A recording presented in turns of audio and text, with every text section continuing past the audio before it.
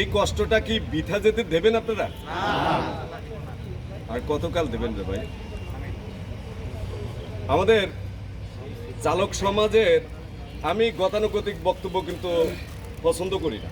বস্তুত যেমন উপস্থিত আজকে অমুক সমুক এ ধরনের কথাবার্তা আছে, এগুলি সমানষ্ট করার কোনো দরকার নেই। আমরা সবাই সমান। তো সবাই সমান হইলেও যেটা হয়, আপনার ফুটবল খেলার মাঠে একজন গোলকিপার থাকে না? এখন সবাই যদি বলে যে আমরা কেউ হাত দিয়ে ধরতে পারি না, এই হাত দিয়ে ধরে কেন, এ এমন কি হইব খেলা?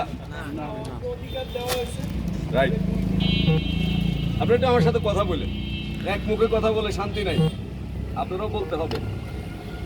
তো তাকে সে অগ্রাধিকার দেওয়া হয়েছে, তো তেমনি আজকে ওনারা যারা এখানে বসে আছেন ওনারা আপনারা সমান, কিন্তু ওনাদের একটা অগ্রাধিকারের ভিত্তিতে ওনারা কাজ করেন, তাই ওনাদেরকে কি সেই সম্মানটুকু দিতে হবে, দেওয়া উচিত এবং তাদের কথা মানা উচিত। তবে হয় কি সংগঠন। আমি বুঝাতে পারছি? আচ্ছা, এবার আসুন আমাদের চালক সমাজের যে সমস্ত সমস্যাগুলো আমরা ফেস করি, এর মধ্যে প্রথম এবং প্রধান সমস্যা হচ্ছে আপনার 30 বছর, আমার 2 বছর, দুজনই সমান। গিয়ে দেখবেন আমার বেতন 24,000, আপনার বেতন 20,000। হচ্ছে কি হচ্ছে না? হচ্ছে। আছে কোনো পদোন্নতির কিছু আছে? অথচ আপনার 30 বছরে আপনার খরচ বেড়ে গেছে আমার চাইতে ডবল, কিন্তু আপনি যোগ্যতা অর্জন করলো সেই যোগ্যতা অনুযায়ী আপনি আপনার প্রাপ্ত মানে প্রাপ্যটুকু আপনি পান না। এর কারণ কি আপনারা জানেন?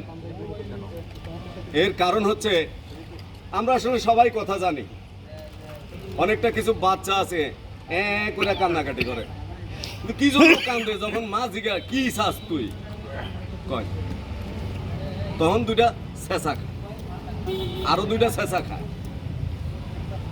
বলতে তো হবে আমার সমস্যা কোথায়। আমার আপনার ড্রাইভিং লাইসেন্স বলে দেয় আমি আপনি কত বছরের ড্রাইভার। সরকার যদি এই ধরনের একটা আইন পাশ করে যে প্রথম একজন ড্রাইভিং লাইসেন্স বের করলো, 5 বছর পর্যন্ত তিনি গাড়ি চালালো, তিনার একটা গ্রেড আছে। 5 বছর পরে 5 বছর থেকে 10 বছর পর্যন্ত ড্রাইভিং লাইসেন্সটা নবায়ন করতে গেল, তাকে আরেকটু উপরের গ্রেডে নিয়ে যান। এইভাবে গ্রেড টু গ্রেড ভাগ করে দিয়ে 25 বছরের বেশি গাড়ি চালাতে দেন না। 25 বছর বয়স থেকে যদি আপনি 25 বছর গাড়ি চালান, আপনার বয়স কত? 50-এর পরেও যদি আপনার গাড়ি চালাতে হয়, তাহলে এটা হচ্ছে আমাদের দুর্ভাগ্য।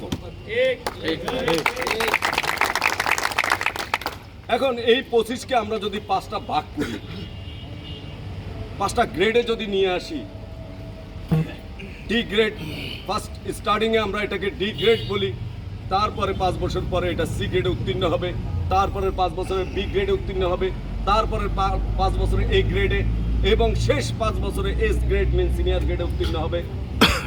এস গ্রেডের পরে আর তার লাইসেন্স দেওয়া হবে না। তখন আমার একটা দাবি থাকে, এই 25টা বছর আমি যে এই শহরের চাকা ঘুরাইছি, আমাকে খাটো করে দেখার কিছু নাই। না, আপনি মিনিস্টার, আপনি আরো বড় কিছু, আপনাকে নিয়ে কিন্তু আমি দৌড়াচ্ছি। আমার একটু ভুল